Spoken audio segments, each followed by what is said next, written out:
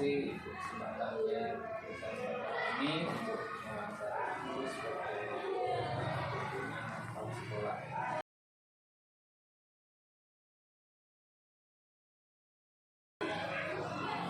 Selama ini yang saya lakukan untuk mengidentifikasi kasus-kasus yang saya hadapi, saya melibatkan seluruh guru dan komponen yang ada di SD Negeri Bendan 1 ini untuk mari bersama-sama mengidentifikasi kasus-kasus yang kita hadapi di sekolah. Selain itu juga melibatkan orang tua siswa agar kasus yang ada di sekolah ini dapat kita tangani bersama-sama, yang tentunya di dalamnya ada juga melibatkan komite sekolah.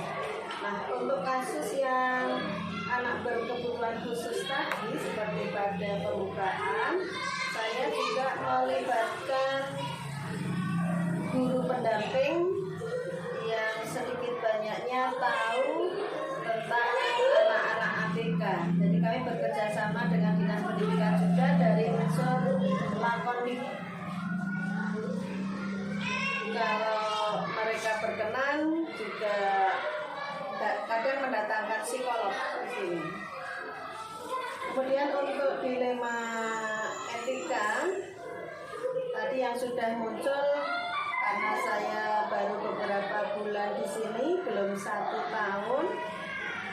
Dilema etika yang muncul itu tadi pada saat kita menerima ABK, antara diterima, kalau kita terima semua itu terlalu banyak ABK di kelas juga kasihan gurunya. Kalau tidak diterima juga kasihan anaknya, karena mereka juga membutuhkan pendidikan yang layak seperti anak-anak yang lainnya. Dan moral itu memang sedini mungkin kita bentuk anak-anak kita, tidak cuma anak-anak ABK, agar mereka dapat membedakan mana yang baik dan mana yang tidak sesuai dengan tatanan. Misal anak ABK yang istirahat sering masuk ke kantor, itu juga dilema buat kita.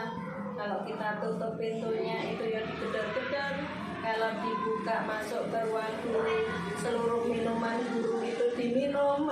Itu kan dilema untuk kami. Tapi alhamdulillah guru-guru di sini secara lembut menerapkan mana yang moral yang baik, beretika yang baik kepada anak-anak ini untuk membawa anak ini keluar dari ruangan.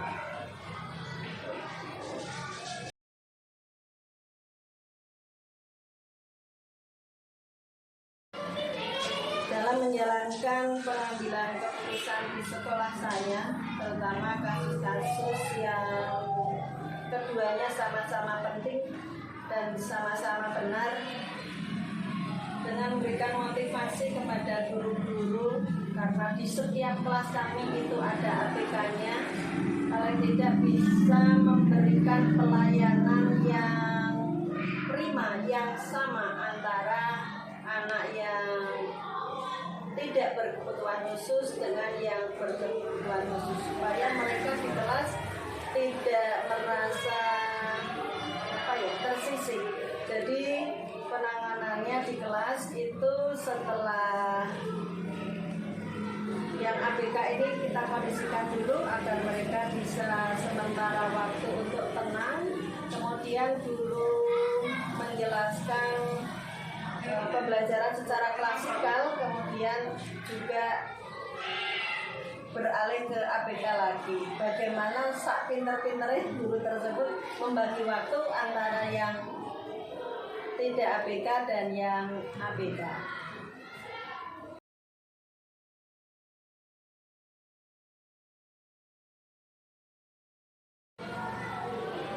prosedur atau langkah-langkah yang biasa saya lakukan, pengennya langkah yang efektif itu setiap pendaftar sudah memiliki rekomendasi dari psikolog.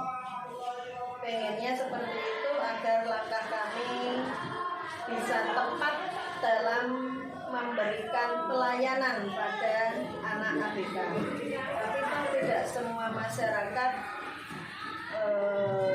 mampu untuk ke psikolog, sehingga kami harus mengadakan atau melakukan langkah awal tadi dengan asesmen bekerjasama dengan Dinas Pendidikan lewat lakon.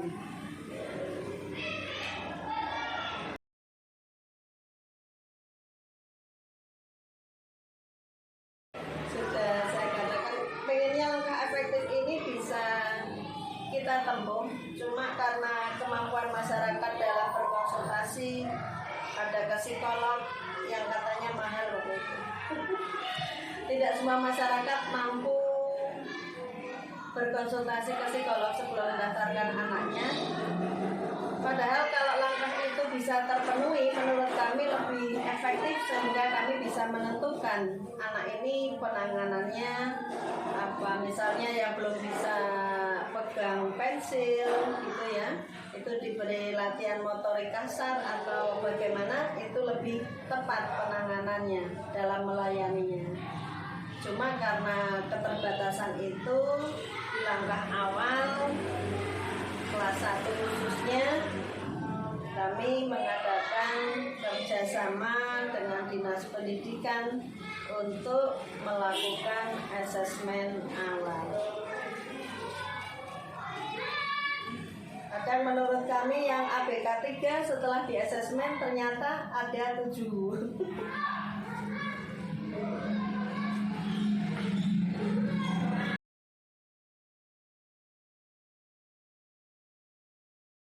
Setelah kita tahu dari asesmen itu, terkadang kan ada rekomendasi anak-anak mereka supaya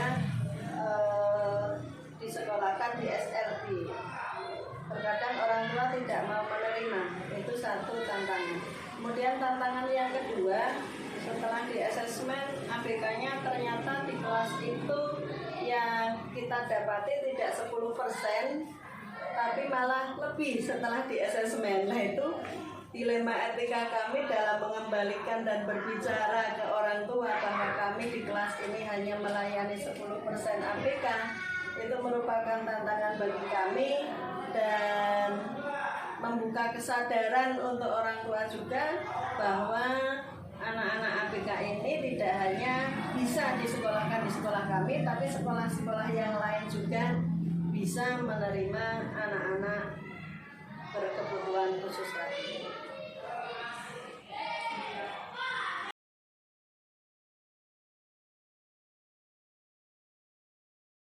Kalau untuk jadwal dalam menangani kasus-kasus pada umumnya, kita lihat kasusnya dulu. Kalau memang harus segera diselesaikan di tempat, kadang-kadang kan kalau untuk kasus untuk umum itu kita butuh saksi, anak-anak masih di situ.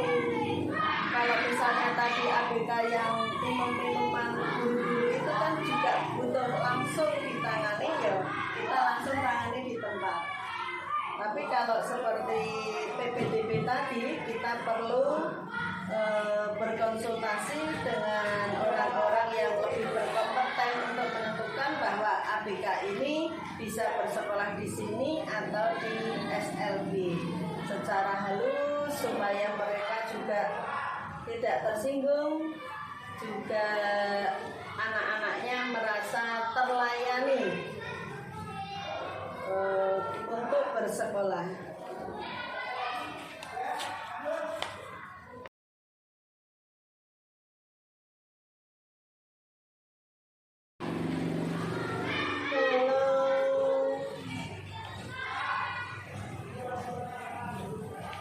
Seseorang atau faktor-faktor yang selama ini mempermudah atau yang membantu saya dalam pengambilan keputusan. Sebelum saya mengambil keputusan, saya lebih berkonsultasi dengan senior saya, karena di sini juga ada yang lebih berpengalaman, sudah pernah pegang inklusi dan dulu juga pernah menjadi kepala sekolah di sini. Jadi mungkin perlu menggali dari situ semua. Paling tidak kita bisa mengutarakan unek-unek saya, pengambilan keputusan saya seperti ini dengan pertimbangan-pertimbangan dari dia dan dukungan dari teman-teman khususnya dalam pengambilan keputusan. Kita ke depan akan semakin mantap dalam melangkah, sehingga nanti apabila ada protes-protes dari wali murid atau komplain dari wali murid, kita akan mendapatkan jawaban yang sama.